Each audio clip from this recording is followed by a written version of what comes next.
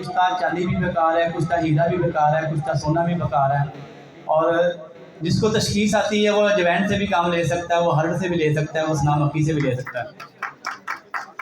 तो मैं हमेशा जब भी जाता हूँ तो हर वर्कशॉप में यही बात करता हूँ कि दोस्तों जो भी फ़ोन करता है शुगर का नुस्खा बता दे, कैंसर का नुस्खा बता दे।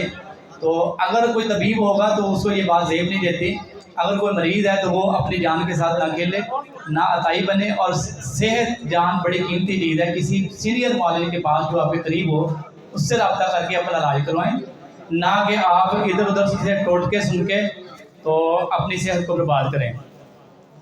तो ये नीम का नमक है, नीम का ये नमक बनाने का मारूफ तरीका सब तबीब जानते हैं। जो भी तबीब है उसको नमकियात का बखूबी इल्म है कि नीम के पत्ते, नीम के फूल, नीम की टहनियाँ, नीम का छिलका, नीम की जड़ें, इनको जला के राख बना के उसका मारूफ तरीका है। इसके अंदर नीम का नमक हासिल किया हमने, ठीक है।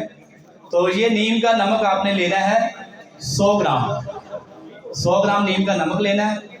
इसके अंदर आपने 10 ग्राम रसपूर रखना है। चीनी का कप ले लें या चीनी की गुठियाली ले लें।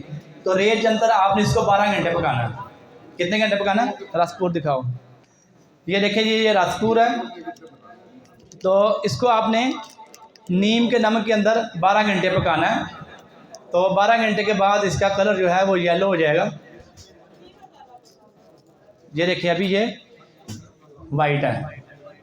तो इसको अच्छी तरह फिर पीस कर मिसले को बाहर कर लें और ज़रूरत के मुताबिक, उम्र के मुताबिक 1 चावल से 2 चावल तक ये कैंसर के ऊपर हम इस्तेमाल करवाते हैं, चेस्ट कैंसर के ऊपर और बड़ी आंत का कैंसर। तो इस चीज़ को आपने नहीं भूलना कि ये लीवर कैंसर के लिए नहीं है, ठीक है। लीवर कैंसर के लिए नहीं है। लीवर कैंसर वाले बंदे के पहले ही जिगर के एंजाइम बड़े होते हैं। तो जब तक उनको नॉर्मल ना किया जाए आप उनको कोई सिमियात इस्तेमाल ना कराएं, वरना वो बंदा मज़ीद उसकी हालत ख़राब हो जाएगी और वो फ़ायदे की तरफ नहीं जाएगा, उल्टा नुकसान की तरफ जाएगा। तो ये मेरा पहला फार्मूला था जो मैंने आपको बता दिया है कि कोई भी तबीब नीम पूरे पंजाब, पूरे पाकिस्तान में पाई जाती है। कहीं से भी बैठकर रोटी का इंतज़ार करने की ज़रूरत नहीं है। नीम के पत्ते तोड़ें, टहनियाँ तोड़ें और उसका छिलका लें, उसकी जड़ लें, उसकी राख लें, उसका नमक हासिल करें। नमक हासिल करने के बाद इसको चूल्हे की आग के ऊपर 12 घंटे पका लें। तो ये आपका रसगुल बेहतरीन तैयार हो जाता है। जो बड़े लंबे चौड़े तरीके, बड़े लंबे चौड़े प्रोसेस के साथ रसगुल बताए जाते हैं, उनसे ये आला काम करता है। अल्हम्दुलिल्लाह जो कैंसर वाले मरीज़ को खिंचाव होता है, दर्द होती है, बेचैनी होती है, 2 घंटे के अंदर उसमें रिलीफ मिलना शुरू हो जाता है। अल्लाह के फजल करम से बहुत सारे मरीज़ ऐसे आते हैं जिनको हम उधर अपने क्लिनिक पे अपने पास बिठा के पास से दूध मंगा के उसको खुराक खिलाते हैं। 2 घंटे में वो उसकी बेचैनी और उसका खिंचाव और उसकी दर्द बतदरीज कम हो रही होती है। दूसरा फार्मूला मेरा है, ये भी इंतहाई आसान, ये हमने तैयार करना है सिलेंडर के ऊपर, आधे घंटे में तैयार हो जाता है। क्योंकि आजकल ओपलों का मसला, गिलकमत का मसला और सबसे बड़ा जो है कीमती वक़्त। क्योंकि डॉक्टर हजरात तो सिर्फ़ और सिर्फ नुस्खा लिखते हैं, उनकी फार्मास्यूटिकल कंपनियां हैं। हमारे तबीब के मसाइल ये हैं, ये अद्वियात की तैयारी भी खुद करता है और इसके साथ साथ उसने तशखीस भी करनी है, बाकी मामला भी देखने हैं। तो मेरी हमेशा कोशिश होती है आसान थे। तो आपने क्या करना है, गोदंती लेनी है 100 ग्राम, 100 ग्राम गोदंती लेनी है, आम कच्ची, उसको पीस लें। तो उसके दरमियान में एक तो लाभ वर्किया रखें और कढ़ाई के अंदर इसको चूल्हे के ऊपर रख दें। तो जब गोदंती फूल जाएगी, अंदर से वर्किया जो है वो तैयार हो चुकी है। इसको आप वर्किया और गोदंती दोनों को मिला के भी पी सकते हैं। तो ये टाइफाइड बुखार के लिए बहुत आला काम करती है।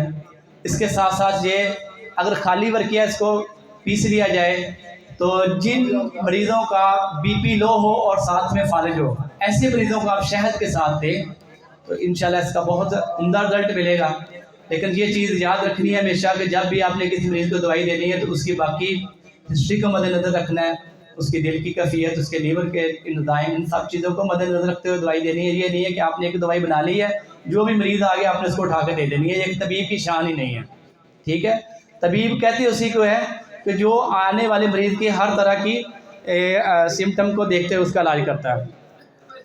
और इसके बाद मेरे मोहतरम प्यारे बुज़ुर्ग कासमी साहब की खुसूसी फरमाइश पर डायमंड का फार्मूला जो मैं हर वर्कशॉप में देता हूँ, ये मेरा आखिरी फार्मूला है।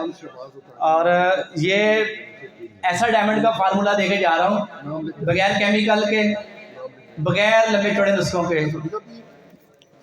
ये आम मिलने वाली पूरे पाकिस्तान में जड़ी बूटी है और जिसको हर तबीब पहचानता भी है और हर इलाके से मिल भी जाती है, जिसको लैदा बूटी भी कहते हैं, बांदरी बूटी भी कहते हैं, मोहब्बत बूटी भी कहते हैं, जिसके ऊपर बड़े बड़े कांटेदार लगे होते हैं, पास से गुजरो तो कपड़ों के साथ चिपट जाती है।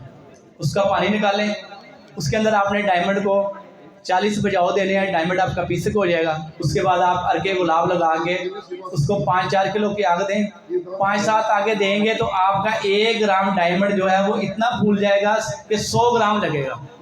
ठीक है, हमेशा दोस्तों की ये ख्वाहिश रहती है कि डायमंड ऐसा हो कि जो फूल कर कुछता हो।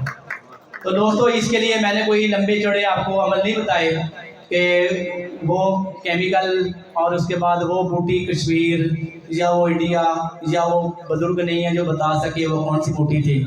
तो मुझे जो हमारे स्टेट सेक्रेटरी हैं वो बार बार तनबीह कर रहे हैं क्योंकि एक रोज़ा वर्कशॉप है और इसके साथ दीगर मुकर्रीन भी बाकी हैं। तो इजाज़त चाहूँगा, वस्सलाम।